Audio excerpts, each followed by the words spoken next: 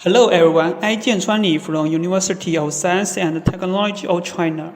It's my honor to share our contributions to algorithm tree with all of you. Here is my presentation title, DLC, a new compensation scheme for algorithm tree with high stability and low latency.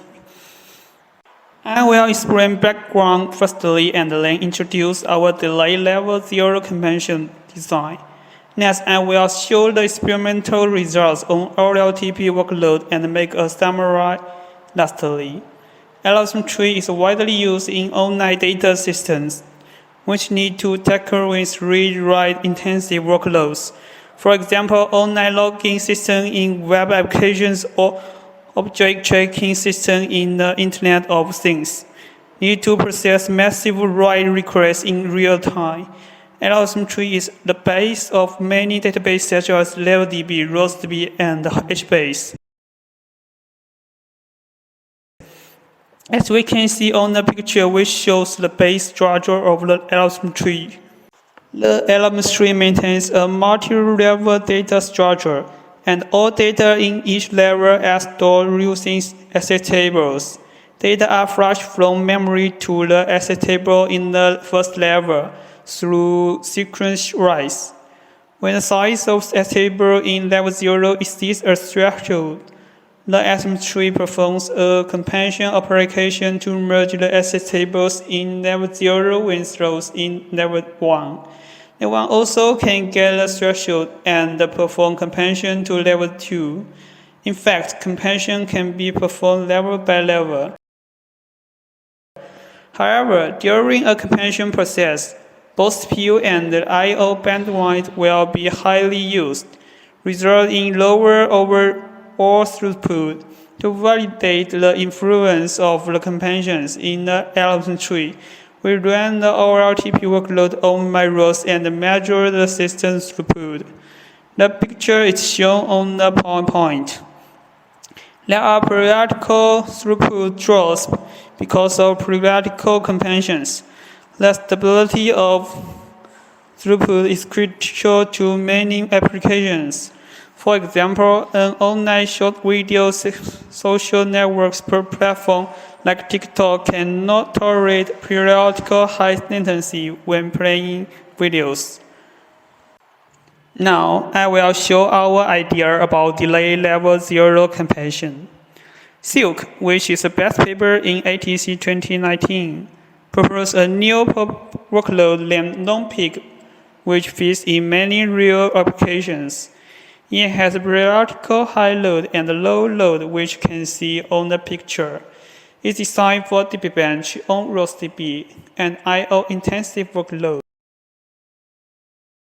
The bandwidth used by client applications and allocates the available I/O bandwidth to internal operation. It realizes I/O schedule by setting a separate thread on DB bench. The I/O schedule can get actual numbers of client applications. One client has accomplished last time internal and computes client's I/O bandwidth according to first equation, which counts the number of read and write and multiply by the key value pairs and divide by the time interval. And it can dynamically allocate left bandwidth to internal operation easily using rate limit according to second equation. However, this model doesn't take read communication into consideration, which cannot use in many situations. So we propose an I/O bandwidth analysis model to judge when load types are high and low, which is more accurate than Silk's model. In our model 1, we calculate the bandwidth in two parts, get and scan. We count the numbers of the get and scan operations in a time interval and multiply the rates respectively.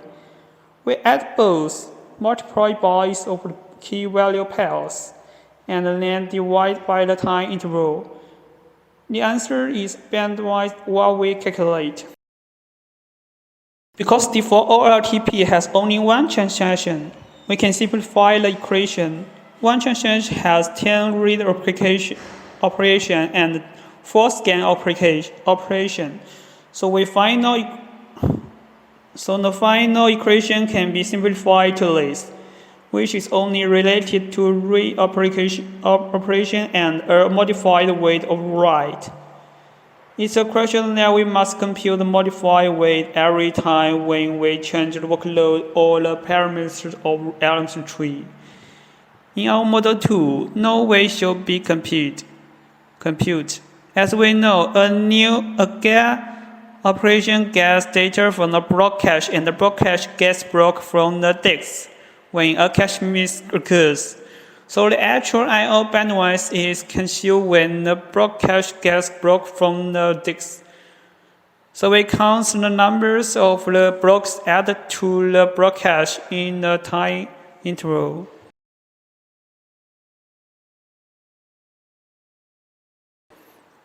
Our first donation is that we propose a new I/O model which computes the client I/O bandwidth in a different way. We conduct an experiment on ROSDB to compare different I/O estimation models with the actual I/O bandwidth. The results are shown in the picture. We can see that the seal I/O estimation model cannot shoot for the workload, while the DLC I/O schedule and the seal I/O schedule with weights can estimate the actual I/O bandwidth with little tolerate error, both of which can be applied to our experiments. On the basis of our model, we can compute I/O bandwidth, judge the workload, and do different compensation policy when running long peak workload. And this model can be applied to Silk.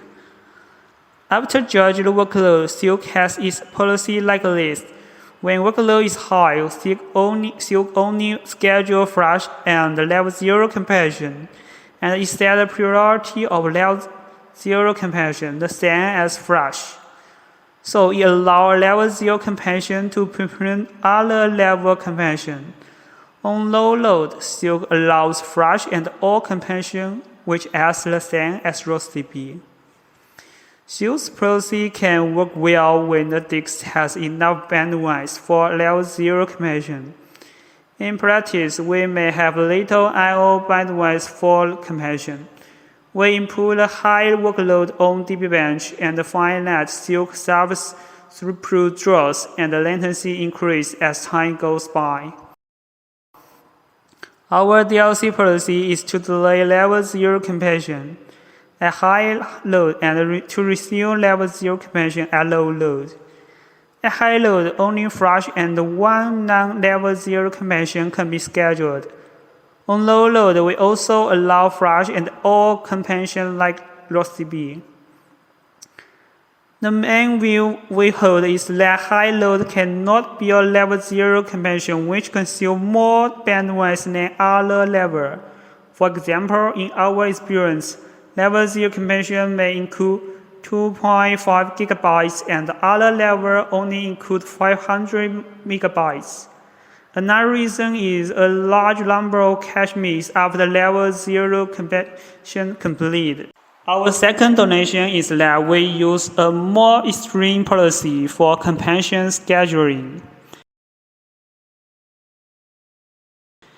DLC is mainly designed for the OLTP workload with periodical high and low loads. However, if the workloads become continuous high, the asset tables in level 0 will increase. The read performance will become worse and the throughput will decrease gradually as time goes.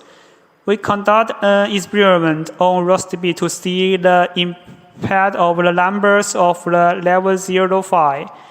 We can see that with the level 0.5 input, the QPS drops and the P1990 of read latency increase. To make a trade-off, we propose positive compression. We set different triggers to resume level 0 compression early under a sustained high load. Resume full compression means that when level 0.5 gets a threshold, DLC receive compression from level 0 to level 1, while receive path compression only receive compression from level 0 to level 0. DLC also support any compression triggered by user anytime. The configuration is shown on the PowerPoint. We ran ORTP on Sysbench to test ROM peak proposed by Silk. We compare ROSDB Silk with DLC I/O model and DLC. We pre-run workload to get the highest load and compute high load, low load, and the modified way of I/O model. We run ROM peak on default ORTP workload. Here are the results. Both MyROS and Silk show throughput degradation due to level 0 compression at the high load. DLC maintain a similarity throughput as MyROS and Silk, but it offers better stability of throughput. Moreover, DLC achieves low latency than MyROS and Silk. We change the ratio of read and write, which also confirms that our DLC design is better than MyROS and Silk. Next, we evaluate the performance of DLC under different periods of a high load. We set the high time interval to 15 seconds, 550 seconds, and 1100 seconds. The result shows that DLC can still keep high performance with the time change. For busty compression, we ran receive full compression firstly.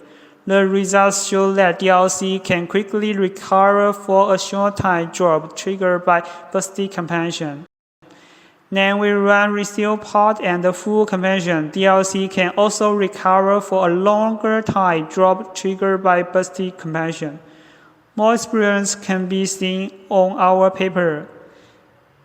In this paper, we present lazy compression approach called DLC to enhance the throughput stability and lower the latency of the Elm tree. We adopt an I/O estimate model to characterize the workload. DLC delay level 0 compression at high load and receive compression at low load. We validate our design on MyROS with the ORTP workload. The results show that DLC outperforms MyROS and Silk in terms of throughput stability and latency. That's all I want to share. Thanks.